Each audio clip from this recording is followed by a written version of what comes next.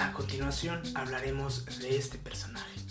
¿Lo reconoces? Se trata de Carlos V, el que da nombre a estos famosos chocolates. Pero no se trata de un personaje ficticio. Este fue uno de los más notables monarcas europeos. Además, es muy importante conocer su contexto, ya que fue principalmente bajo su imperio que inició el proceso de conquista del continente con el que se topó Cristóbal Colón. Pues bien, ya desde el título de este video tenemos una confusión, y es que a este rey se le conoce como Carlos I de España, mientras que en Alemania y Austria se le recuerda como Carlos V del Sacro Imperio Romano Germánico. Pero ¿por qué la diferencia? ¿Cómo pudo ser rey de los españoles y de los alemanes? ¿Y qué es el Sacro Imperio Romano Germánico? Esas son preguntas cargadas de historia. Vamos a desentrañarlas. A mediados del siglo XV, luego de la caída de Constantinopla en manos del Imperio Turco en 1453, el mundo conocido para los europeos se vería un tanto así. Desconocían una ruta marítima hacia el oriente que no atravesara los dominios de los turcos y no tenían ni idea de la existencia del continente que hoy conocemos como América.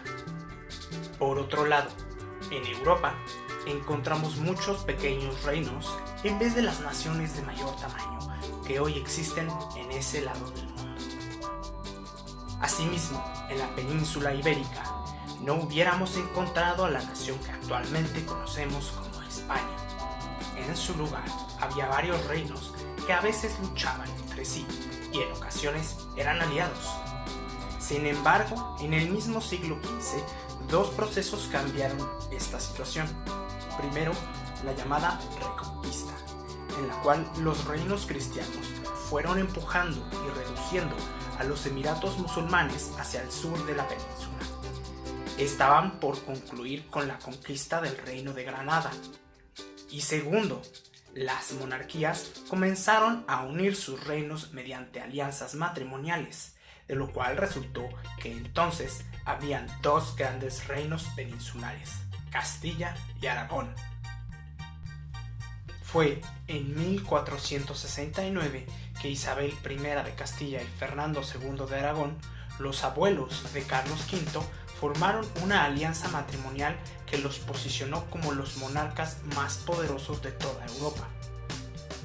Esta pareja real fue también conocida como la de los Reyes Católicos de las Españas, aludiendo al nombre que daban los romanos a la península en la antigüedad, Hispania.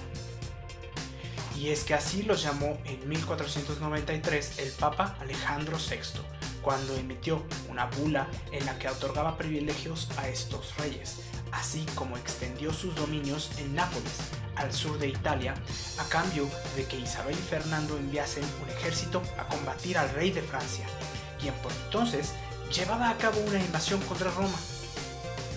Asimismo, este nombramiento papal significó una alianza para expulsar a los musulmanes que quedaban al sur de la península y hacer la guerra al Islam al norte de África.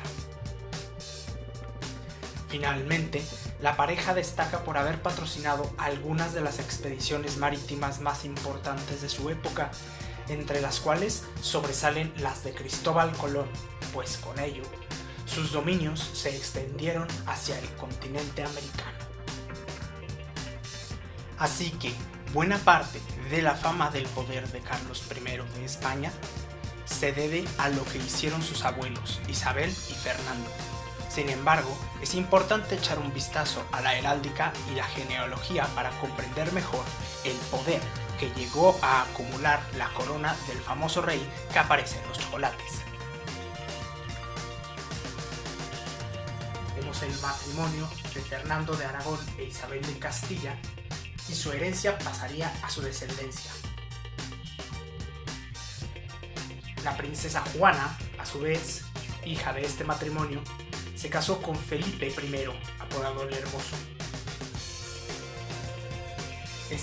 Este matrimonio heredaría los estados hereditarios de los Habsburgo y el ducado de Borgoña con el matrimonio de Maximiliano I y María de Borgoña. La descendencia de Felipe y Juana pues vendría a caer principalmente en Carlos V o Carlos I, quien a su vez engrandeció aún más esta corona con el matrimonio con Isabel de Avís, uniendo las coronas que ya mencionamos con la de Portugal, y Felipe II de España, el descendiente de Carlos, heredó este gran imperio.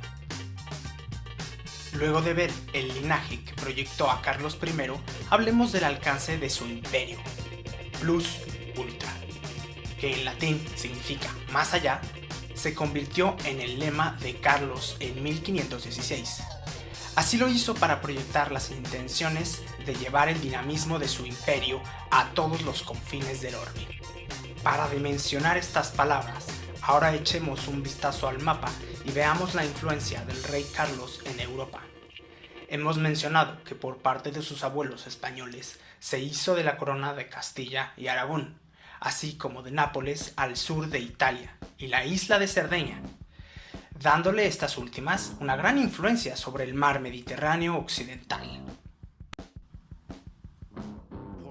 Sin embargo, tal vez la parte del mapa con la que menos estemos familiarizados en el mundo hispano es la que corresponde a las casas de los Habsburgo y de Austria.